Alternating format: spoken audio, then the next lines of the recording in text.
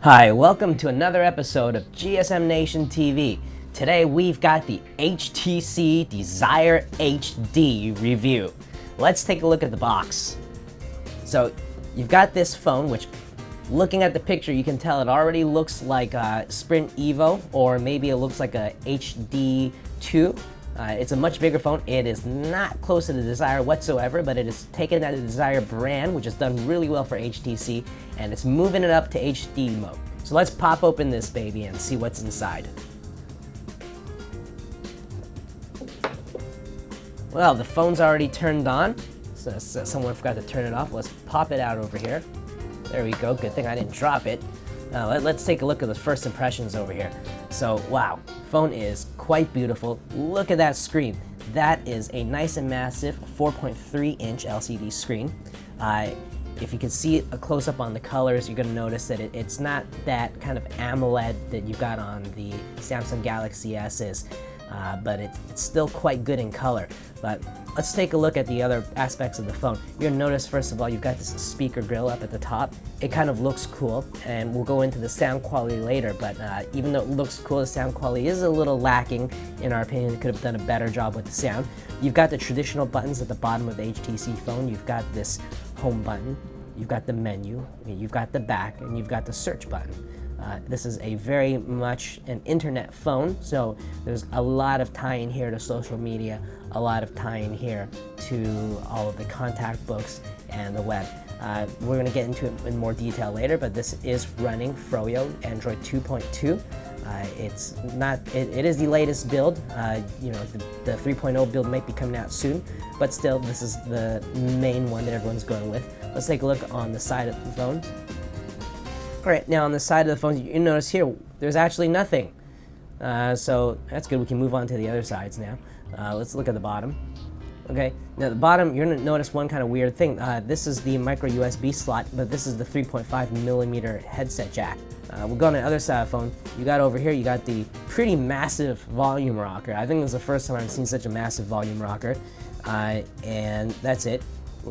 Top, you've got the power button here. Okay, but let's take a look at the back. The back is where some really cool things are starting to happen with HTC. First things you're going to notice is the hardware.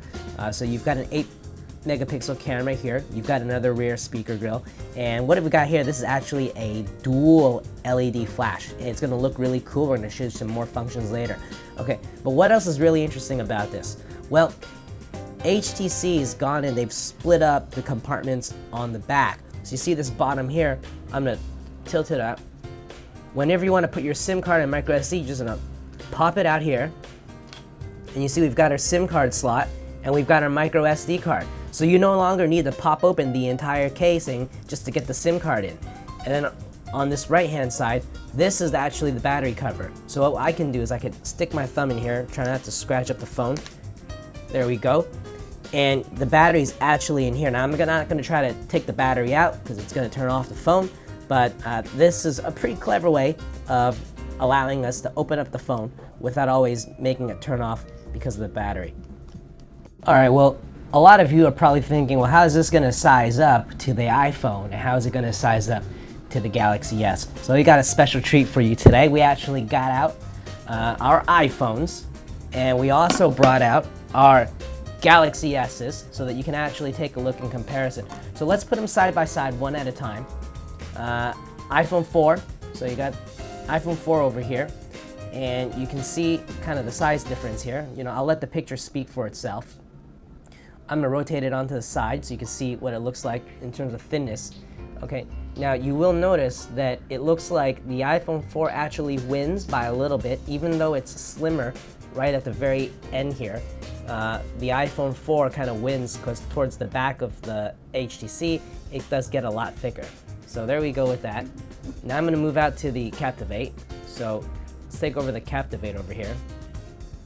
So with the Captivate, it actually looks like the Captivate is a little thicker. In reality, I believe the HTC beats it out at the very thickest end, but it's quite close there. And then in terms of phone size and screen size, the Captivate is a little smaller. Let's take a look at what kind of power this baby's packing over here. So open it up. We're running a 1 gigahertz Snapdragon MSM 8255 processor. It's one of the fastest that's on the market. It's packing 758 megabytes of RAM, and it's got 1.5 gigabytes of internal storage. It's kind of on the low end of internal storage, but this phone actually comes with an 8 gigabyte micro SD card, so you've got plenty of storage space, and it is expandable up to 32 megabytes. In terms of operating system, what you'll notice is this is the kind of the default Sense UI that HTC is really known for, but this is also running, it's running on top of Android 2.2 Froyo. So if you go into a lot of the menu options, you will see some very familiar faces for Android users. You're going to see things like the Android Marketplace. You're going to see some very cool apps that are standard with Android, but at the same time, you've still got a very familiar, very well-known Sense UI running from HTC.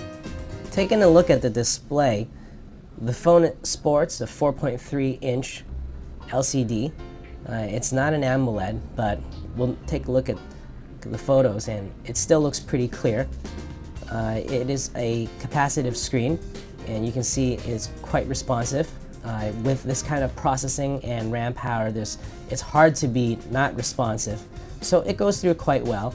And then when you've got the pictures that are in a landscape mode, you can just kind of flip over here into landscape mode, and then you can go back to portrait real quick. So it's quite responsive over there. It is 480 by 800, and it is WVGA. One thing that I want to point out in particular, though, is that it seems to attract a little more fingerprints than some of the other phones now. I don't know if this has to do with the coating or not, but it seems to be attracting more prints than a lot of the phones that we're used to seeing, although that is not really detracting too much from the experience so far. If we look at how strong the capacitive screen is, you can put the finger here and see how responsive it is to the ups and downs. It's quite quick. It's quick on the pickup, which is important. Usually with these kind of phones, once you've got the pickup, it follows your finger quite quickly. But this one, you'll notice it is quite quick on the pickup, and it's just as good as the Galaxy S, so it is definitely a contender on that aspect.